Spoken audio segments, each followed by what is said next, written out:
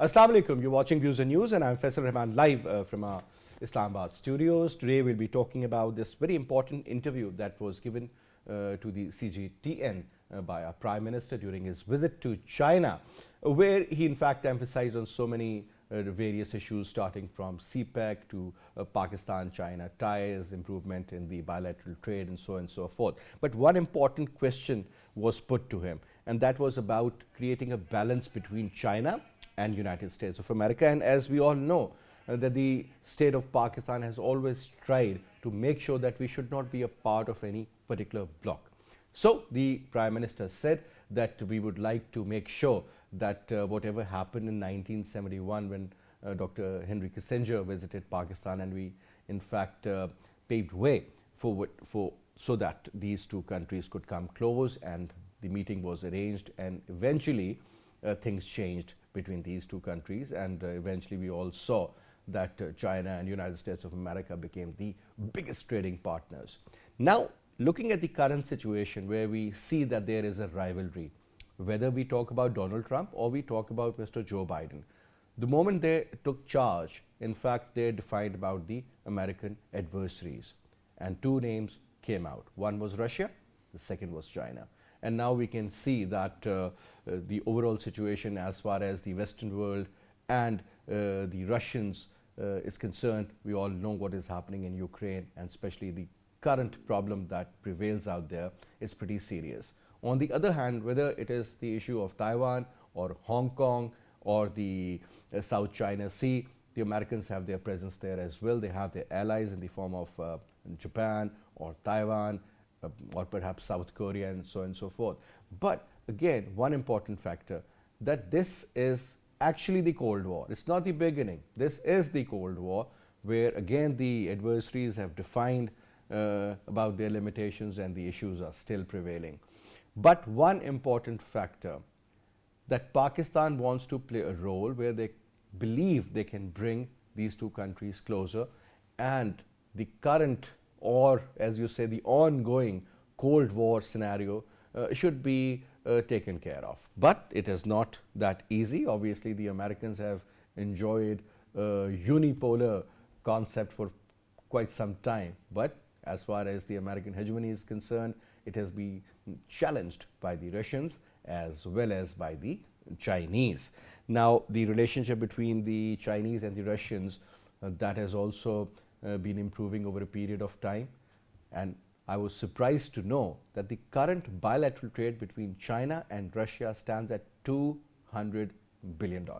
I mean, that is not a joke. So obviously, whatever threat the Russians are facing in the form of NATO in Ukraine, they do understand that the future policies or the future course of action should be pretty calculated, and China should be in the loop.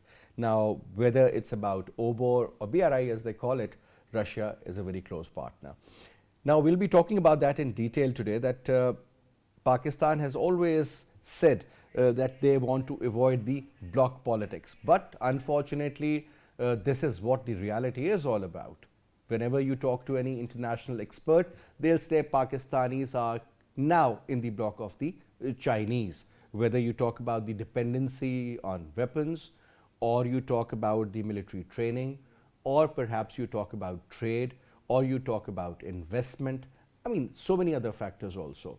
The way the CPEC is going on, I think that clearly shows exactly what China wants to do in Pakistan, and how Pakistanis are being dependent on the Chinese investments, in particular when we talk about CPEC. Now, to talk about it, let me quickly introduce you to our panelists. We have with us in our studio, on my right is Dr. Tughral Yamin Saab, who is a senior analyst and a professor. Sir, thank you so much, Professor, for your presence. And we have with us on Skype from Germany, Helga Zepp Larouche. She is the founder of Shiller Institute. Ma'am, pleasure to have you in the show. Thank you so much for your time. And we will also be talking to the former ambassador, Syed Hasan Javed Saab. He is a senior diplomat. He is going to join us on the telephone, and we'll be also taking his comments. But let me start off from you, Tughral Yamin Saab.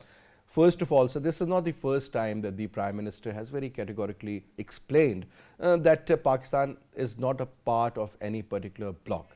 Yes, we do understand, and this bloc, I think, approach has also never suited Pakistan, I would say. So once we were a part of CENTO, we were in the Western camp. Soviet Union was in Asia, huge power, invasion of Afghanistan in 1970. Obviously, we played a part. We were in a certain bloc. But sir, over a period of time, especially post the Afghan invasion of the Americans, I would say, 2001 onwards, things have significantly changed. We were considered to be the non-NATO ally, the first line of defense for the Americans also. But sir, during these 20 years, we realized that we were betrayed. We cannot trust the Americans anymore. And the shift was pretty clear. Now, sir, when the Prime Minister says that we do not want to be a part of any bloc, but looking at the history, yes, we have been part of the American bloc. But now the question is that, sir, in 1971, again, Pakistan was trying its level best to bring China closer to the Americans against the Soviet Union. This was the story. And whatever happened after that, we all know. Pakistan played a very crucial role. Eventually, Soviet Union was dismantled. And that, I would say that hatred still is there, but maybe it has gone down a little. Now, sir, the current bloc situation, sir, if I may ask you this question straight away, that are we a part of the Chinese bloc? We claim that we are not part of any bloc. That's the Prime Minister, that's what the Prime Minister has been saying. And I think this is a good statement to make, that we are not officially part of any bloc. We are part of SCO, Shanghai Cooperation Organization, which is led both by China and Russia. But India is also a member of SCO, correct, and Iran is also a member of SCO. So we are not part of that. We are not part of the strategic alliance that the Americans have created to contain China. We are not part of that. India is part of that. India is very much part of the Quad. India is a major strategic ally of. So the Indians abstained their vote in the UN Security Council against Russia. Indians are wise people. But now they are trying to create a balance. The equilibrium is there. They're trying to create a balance. So whatever Imran Khan Sahib is saying is correct. We should not be part of any bloc. But as you very rightly mentioned, it's quite clear that by default, we look up to China because China has been our steadfast partner. We call them the Iron Brothers. Iron Brothers. Eh? So they've been helping us in all kinds of difficult situations. So we understand that we have little choice but to tilt towards China. But that's a trick in diplomacy, that you have to walk a very tight rope, particularly a country like Pakistan, which is located in a very geostrategically a very difficult position with difficult neighbors. So you have to walk a very tight rope. So Pakistan is trying to do that.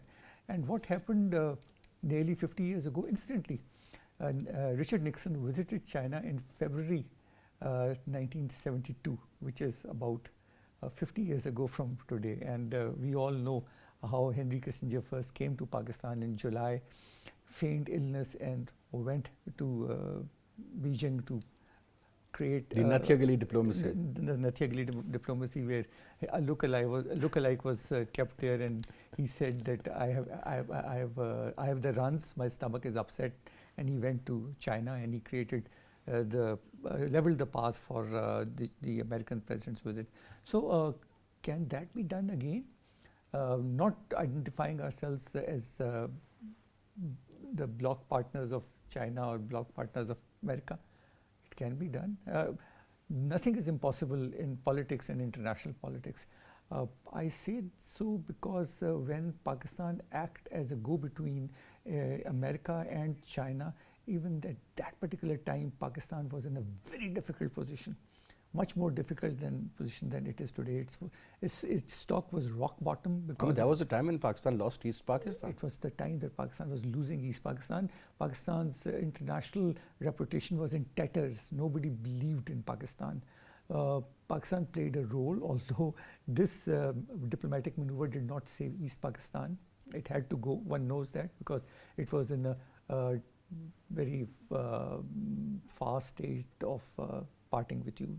I think these things had become irreconcilable by then. But Pakistan played a role, and which is remembered by the Chinese, and I am sure the old hands in the State Department also know. And if you look at the statement which has come out recently from the State Department spokesman, in a presser he recently said that we have no objections to Pakistan-China relationship, and it is a country's wish. But at the same time, sir, they have issues with CPEC. They have issues with CPEC. If you remember the statements, even during the previous government or the current one, I mean, yeah, nothing has Wendy changed. Sherman, etc. I've been saying, but this particular statement has come just now. And also see that the Prime Minister is about to visit Russia as well. So there is a revival in relationship with Russia, which has been on ice for a very long time. 22 years, sir. Yeah. And now I think it's very important and very meaningful that absolutely. Pakistani Premier is going to go and meet Vladimir Putin. I think who is one of the most, I would say, honored leader at the moment, because the way, forget about the West, rather there are a lot of countries and the leaders who really appreciate his efforts, but at the end of the day, sir, whether we like it or we don't, Russia is a reality in Asia. And I know that you are in the Putin fan club. Big time. Okay, sir, let me also bring in the lady in the conversation, Helga Zepp. Now, Helga, looking at the current situation, I'm not going to put this question from the Prime Minister's perspective, but generally speaking, somebody who's a scholar, somebody who's doing research, sitting in Europe, when they look at Pakistan, so obviously, over a period of time, it seems that, Pakistan has been like a pendulum. But now the shift is very clear, and that is towards the Chinese. Whether it's about the dependency on the military hardware or it's about the education, because normally most of the students used to go to United States of America or UK or perhaps Australia, the Western world in particular, for their education. But now a lot of them are going to China. So there is a shift. English was always a language in which we studied, but now Mandarin has become a mandatory course in so many schools, in private educational institutions as well. So things are changing. Now we see the dominance of China, whether it's about the culture or it's about otherwise, that seems to be prevailing in Pakistan. Your take, ma'am.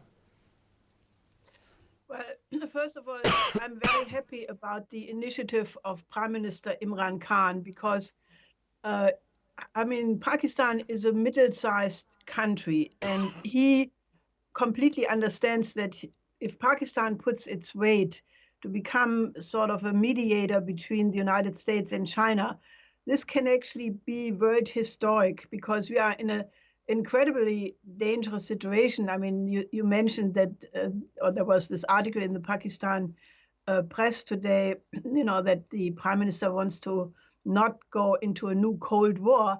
I mean, we are in a Cold War, and, we are actually in the danger that this may become a hot war. The doomsday clock of the nuclear atomic bulletin of the nuclear scientists again stated for the second or third time that we are 100 seconds away from a nuclear catastrophe. And if you look at the extreme tensions around Ukraine, where President Putin was talking with President Macron yesterday, 6 hours, warning, that Europe should not be drawn into a war, which would become nuclear by necessity. The same thing with China and, especially Taiwan, where leading scholars have already said that the US encouragement of the independence of Taiwan has crossed the red line of China already several times. So we are sitting really on a powder keg. And that's why I think the initiative of Imran Khan is so important, because I think actually Pakistan can turn a supposed weakness into a strength. And what I mean by that is that, the situation in Afghanistan, which is an absolutely unprecedented humanitarian crisis, where 1 million children under the age of 5 are about to die as we are talking here. This is the judgment of the German representative of UNICEF, who said that if these 1 million people, children, would be in Germany, they would be in the intensive care unit, and there are no medical facilities in Afghanistan to take care of it. Now, if this happens, and 24 million people in Afghanistan would not make the winter, who would it fall back on? It would fall back on the United States and NATO, because when they, in a rush, went out in August, they knew all, and Imran Khan has said this to a meeting of the Organization of Islamic Cooperation, the OIC, recently. Everybody knew that with the cutting off of the donor money, the Afghan budget was cut by 80%, and naturally the economy completely collapsed. And right now there is no food. 98% of the people are hungry every day. About 95% are cut off medical supply. So if this turns out to be the greatest genocide in history, recently for sure, it will fall on the United States. And I think that it cannot be in the interest of the United States to let that go. So if Pakistan, which I think has a strong position in that, because, you are affected if there are refugees coming from Afghanistan, you already had to suffer incredibly huge economic hardships as a result of developments in Afghanistan, it would destabilize the country. So I think if Pakistan, with the help of Prime Minister Imran Khan, would somehow draw the United States into helping in the humanitarian crisis and work together with China, I think that could become the stepping stone for overcoming the strategic conflict between the United States and China on a strategic picture, because if both countries would help in a very visible way in the small by saving the Afghan people, it would solve two problems. It would solve the problem of the humanitarian crisis, because you need the two strongest economies of the world to solve this, together with the Europeans, I hope. But it would also be a stepping stone in bridging the strategic conflict. And therefore, I think this move by Prime Minister Imran Khan is a stroke of genius. And I think this should really be brought to the highest level of the international community, that Pakistan is cementing this collaboration between the United States and China in the helping of Afghanistan. That's how I look at it. All right, now since we also have with us Syed Hasan Javed Saab, former ambassador, and let me put another question to Ambassador Saab. Ambassador, first of all, the point is that the containment of China, this is what we've been hearing for quite some time. And when Donald Trump took charge, we got to know that he's talking about, the trade war. He's talking about certain sanctions. He's talking about revisiting the policy towards trade and commerce. And that's all what we witnessed. It wasn't only China. I mean, whether you talk about Mexico or you talk about NATO issues, you talk about NAFTA, you talk about Middle East. I mean, there is a long list. But that man meant business. And at the end of the day, this is what we all got to know. Now, the question is, sir, that containment of China by the Americans at the cost of the Afghan people, at the cost of allies like Pakistan, because now what we have understood and what the reality is, that Americans themselves have said that the Indians are their strategic partners, and we will make sure that there is a power that stands against China. And obviously, when you talk about the Indians, their adversary is Pakistan, and they never thought about us, whether during the time of the exit of the Soviet Union or even at the time of the exit of the American forces. Nobody was taken into confidence, not even the Afghan government for that matter. So, and they blame us for most of the issues. That Pakistan in fact played a double game, or Pakistan perhaps is not a trustworthy partner anymore. And that crack that existed, it started widening. And now the situation is that the writing is very bold and clear on the wall. So perhaps from this situation, sir, do you think we are in a position to again renegotiate with the Americans, keeping the Chinese on our side, sir? You see, you have already spoken out the various in greater details. I would say, at this moment of contemporary history, what we are seeing is a tragedy of sorts, because at this moment, you see, there is a recognition gap in the United States, that they have fallen behind, and they have to recognize it, that they have to introspect what went wrong, how United States, which actually had has lost its an influence, and it is left with a few countries which it actually calls by membership of Quad or AUKUS. There is a complete, at this moment, I would say, so you have already mentioned President Donald Trump, and it was hoped that the current president, with his links to the establishment going 50 years ago, will come with a new paradigm. But he has also preferred to follow the former Republican President Donald Trump's policies with respect to China. It is very unfortunate, because the fall of United States is not because of rise of China. China has risen for its own reasons, on the back of its own advantages, and U.S. has fallen because of its own reasons, and there is no use of using containment reviving containment as a policy doctrine in 21st century. 21st century is not like the middle of 20th century, when after the Second World War, the containment doctrine was used for the Soviet Union, and China is not Soviet Union. For details, you have to actually, I say your question is very interesting, and I have written actually my 8th book, which is in the market in January, printed in December 2021 as a farewell to 2021, and the title is China as Number One. And China may not be number one now, but actually is the policies and the trajectory reflects that China certainly is heading for number one, and containment doctrine is just simply is outlived its utility, its relevance, and I don't see this could be actually talked in 21st century with the sort of developments going around everywhere in technology, in economy, and so China cannot be contained. All right, China cannot be contained.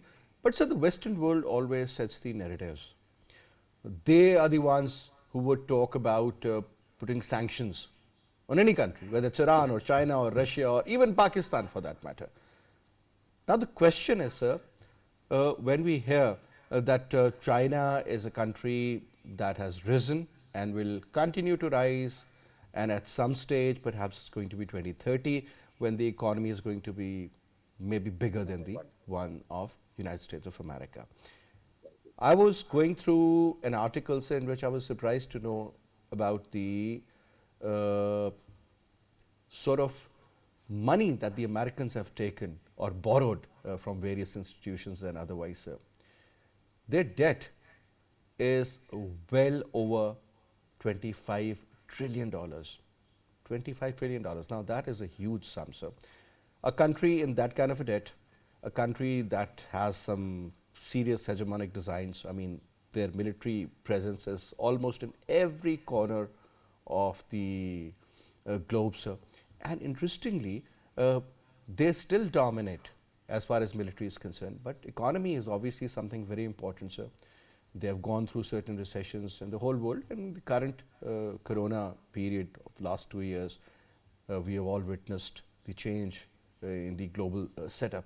Now, the question which remains is that when you talk about the Americans and their supporters in the form of Japanese or South Koreans or certain other countries, even Vietnam for that matter, things are very different, especially in the region, sir.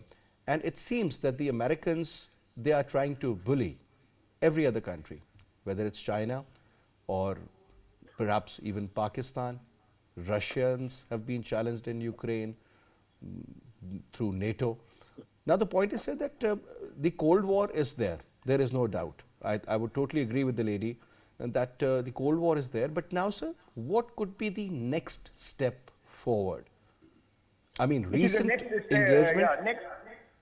The next step should be the international community.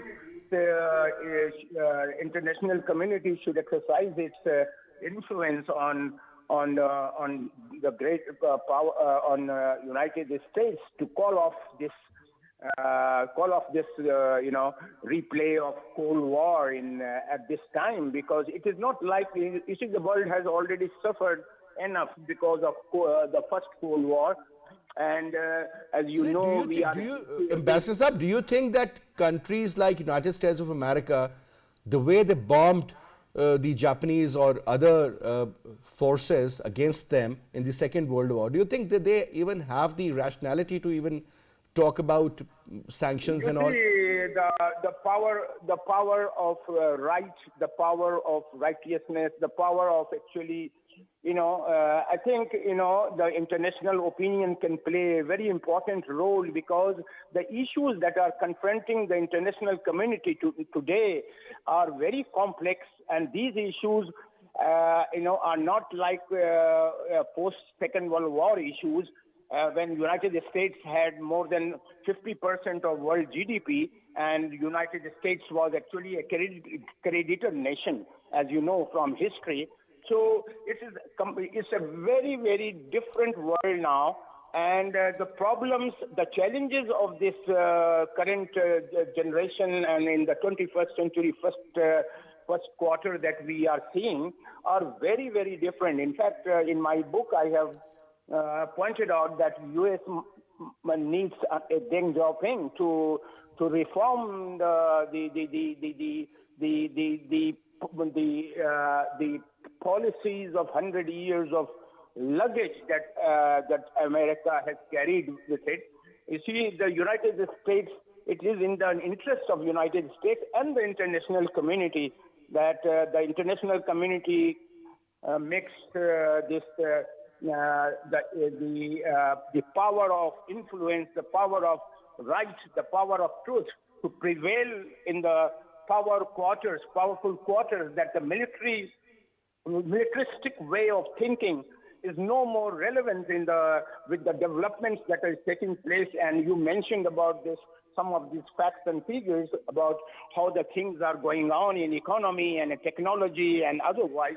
I think U.S. needs to call off this confrontation policy with China. China is not the Soviet Union. China is not as Soviet Union was, or the world is not in post-Second World War era. And I think the overwhelming majority of the world and international community appreciates Pakistan's efforts in this respect, although the situations are very different, and I don't know. I cannot really say the realities are not as it used to be in 1970, early 70s and 1971, when actually U.S. used Pakistan good offices to reach out to China, and Pakistan actually, at the request of United States, made this move for rapprochement between the two great powers. But at this moment, you see the United States is actually forming all these coalitions and quads, and expecting us to actually, be part of a Cold War rivalry is not likely to happen, because Pakistan. Pakistan. All right, I'll get back to you on that. So let me bring in Tughral Yamin Saab. Tughral Saab, a couple of points. So Pakistan being a very small country, and we all know what we all went through. We lost a part of Pakistan in 1971. But sir, Pakistan has always been a part of the, the big game. Whether you talk about the disintegration of Soviet Union, yes, Pakistan played a very important role. Through Mujahideen in Afghanistan, with the support of the Americans, that support came in later, by the way. You talk about bringing China close to the Americans, yes, sir, we played the role. Now, sir, once again, during this, I would say, the Cold War time between China and the Americans, again, Pakistan is trying its level best to play a role, sir. First of all, sir, do we have the capacity to do so? Because, you know, this is the same problem that was going on between Iran and Saudi Arabia. And if you remember that Pakistan, again, tried its, you know, its utmost, I would say, to bring in these two countries. But obviously, historical rivals would remain historical rivals. Things cannot change overnight. It's not a movie, or rather an Indian movie, in which, you know, suddenly everything is just sorted out and they live happily ever after kind of a story. But sir, this is a reality. You're talking about 21st century, the hegemonic designs of whoever is in place to you know to look after the affairs. But I want to put this question now, sir, that Prime Minister Imran Khan says that Pakistan and China being so close, that means that that has brought in a lot of stability in the region. Number one, the Indians totally disagree with that. We say that the Americans and the Indian collaboration is again changing the balance of power in the region, and we are pretty right, because this is exactly what is happening. But again, sir, the Americans have said that these are the strategic partners, and whatever support we are giving to them is for another purpose, not against Pakistan. But obviously, sir, who would you know believe that? Now you tell us that A, is Pakistan in a capacity to do so? And secondly, sir, if so, other than these statements, what sort of a role can we play? Faisal Saab, I think both lie in the realm of possibilities. Pakistan, despite being a minor player, can play an important role. Pakistan, as you yourself rightly pointed out, has been playing a very important role in regional and global politics. And Pakistan's worries stem from the fact that we do not want instability in the region. Again, a point that you have brought out. We do not want this area to again become the arena for a great... But this will, looking at the current scenario, you know, we getting so much into China and the Indians getting this close to the Americans, obviously, sir. Faisal Saab, we can stop it. We can stop it. One, there is a narrative which is being dished out by the Western media and Western scholarship, which says that there is a Thucydides gap, which means that a rising power will eventually get embroiled in a fight with the existing power. China never thinks on those lines. I think the ambassador was quite clear that the rise of China has been peaceful. China does not want to get very silent rise. Very silent rise. It does not want to engage in combat with any country, although it is expanding the People's Liberation Army in a big way to project power, but it does not want to fight with the Americans. Whatever it is doing in the South China Seas is to deter the Americans and its allies to dominate the area. Sir, it wants deter the Chinese or challenge the Chinese? There is a difference. I think the Chinese want to deter the Americans. They don't want to get embroiled in a fight. They do not want to get embroiled in the fight. They want their role to expand. They want to be a global player. They have already become a global player. They have deep pockets. They want connectivity with Europe and Asia and Africa. They do not want to fight a war with the United States of America. Their strategy is absolutely different. Whereas they are investing in a big way no in technology. Kinetic engagement. No kinetic engagement. They don't want to fight. They want to improve their economy. They want to be the world's biggest economic power, if I'm permitted to say that, but they do not want to fight a war with the Americans. They're building their forces, but they don't want to fight a war. It is power projection. So one, I think Pakistan can play a very important role. If Pakistan's foreign policy is, and I believe it is, peace in the region. We do not want wars with India. We do not want wars with Afghanistan. We do not want a war with Iran. We do not want Russia or China. So suddenly you see our western flank or northern flank is becoming friendly. So after the Taliban came into power, Pakistan has heaved a sigh of relief because the Indian influence in that country has disappeared. They'll come back, I know that. They will They not, have already they've come back, sir. They have already come back, but they will find it very difficult to go into that aggressive mode again. So Pakistan can play a role despite the fact that we are economically weak, despite the fact that we are not a big military power, but we are also... But one question, so Yes. Pakistan has always been made a scapegoat as far as the US failure is concerned, and in particular in Afghanistan.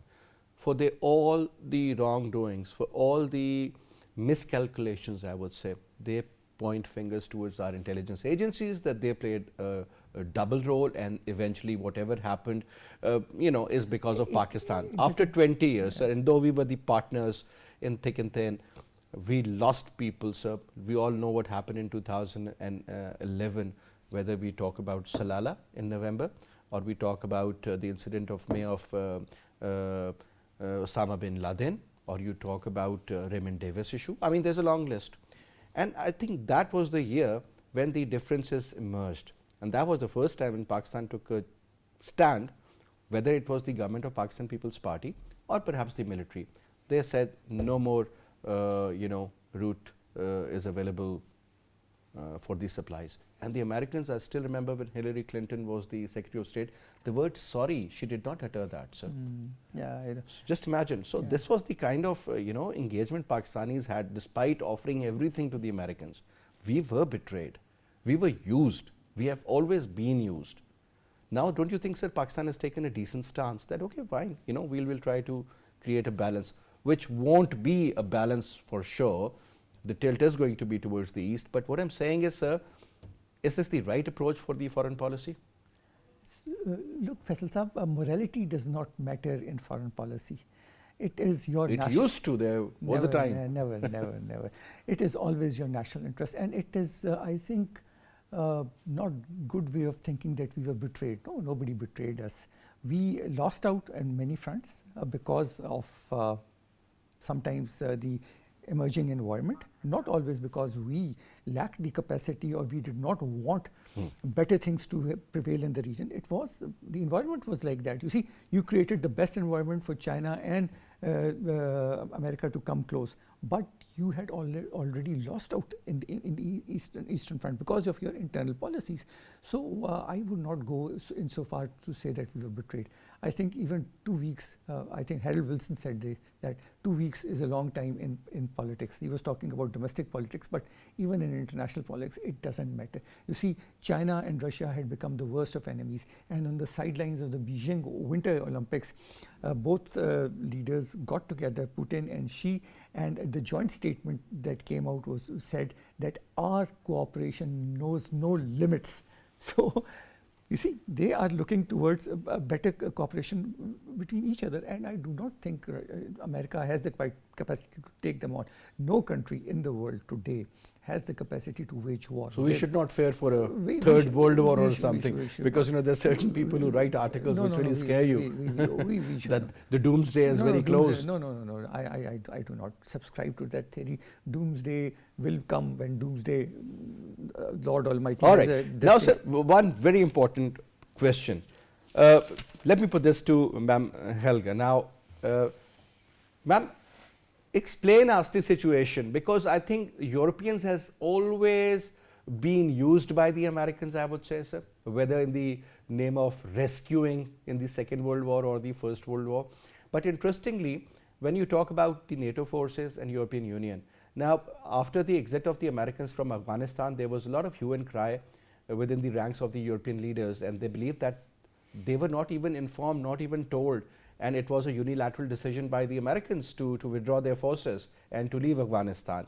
And again, when you look at the Ukrainian crisis, the problem is still there. Now, it's the role of the Europeans, because as far as economy is concerned, they have got a lot of dependence on Chinese and on Russians, whether you talk about energy or otherwise.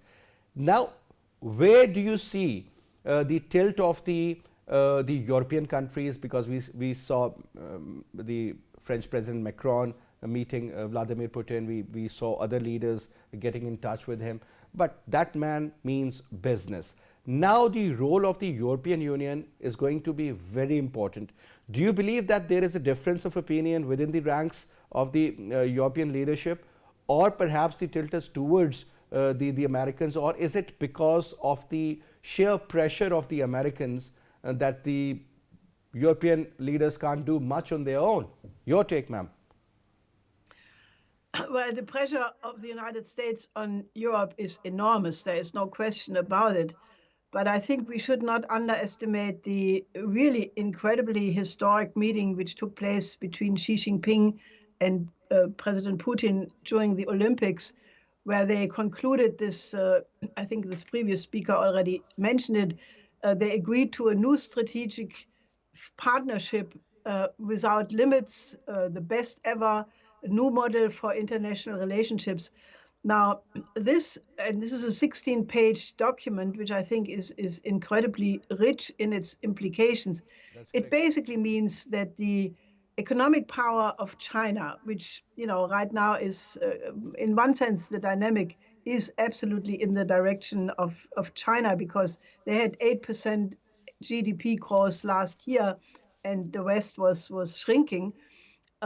It puts together the economic power of China and the military power of the Soviet Union, which is a little bit strategic ahead, because in the field of hypersonic missiles, in the field of hypersonic cruise missiles, in the field of nuclear-powered submarine, they have a margin of superiority, which the United States will only have in maybe 2 years or 3 years. But in the meantime, naturally, the Russia and China are collaborating in many also military fields. So this is a new factor. I think this strategic meeting between Xi Jinping and Putin has ended the unipolar world. And while it takes politicians and leaders of state and media a while before this reality sinks in, I think this is a new reality. And you can see by the fact the Europeans right now are really completely scared about the possibility of the Ukraine crisis going out of control. And they are trying to put a new model on the table, Finlandization of Ukraine. Now, Finlandization had a bad connotation in the end of the Cold War, but it is actually fitting with the Ukrainian history, because in '91, when the Soviet Union and the Warsaw Pact disintegrated, Ukraine was a sovereign country. And for Ukraine to become a new Finland, not belonging to either Russia nor belonging to the EU or NATO, makes a lot of sense, because it would put sort of a buffer between these two. This, I think, is in motion, and I think there is high-level, very active diplomacy going on right now to accomplish that. But I would suggest that something else is needed. I mean, we are really right now at a branching point of all of history, and I think we need a new model of international relations where the thinking in terms of geopolitics, in terms of blocks, in terms of one against the other, zero-sum game, has to be overcome. And I think the conception which is proposed by Xi Jinping all the time about the shared community of the one future of humanity, I mean, that is a reality, because, as we saw now in this recent military maneuver, the global lightning, this is unbelievable. At the height of the Ukraine crisis, there was this new US NATO maneuver, which is exercising a prolonged nuclear war. I mean, that's an insane idea right in the beginning, because it is based on the idea that you have a nuclear strike by one or the other side. Then, there is, this is absorbed, then a retaliation, another nuclear strike, then you go to cyber war, you throw a couple of neutron bombs, because supposedly this evaporates radioactive radiation quickly, then you use electromagnetic directed energy weapons and space weapons. This is insane. I mean, I looked at this global lightning as far as you can look at it, because it's very classified, but I read what some experts were writing about it.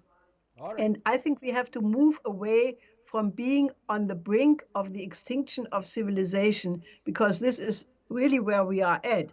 And that's why I think the initiative exactly. of You Prime just, Minister in fact, Imran threw light Khan on the so worst case scenario, and this is what everybody is afraid of. But unfortunately, I'm so sorry, Helga, totally running out of time, but it was a pleasure having you in the show. Thank you so much for your time. It was a pleasure having you, sir. Thank you. Thank you so much for your availability as well. And that's all we have for this hour. I'll see you inshallah tomorrow at 8:05. Till then, you take good care of yourself. Khuda Hafiz.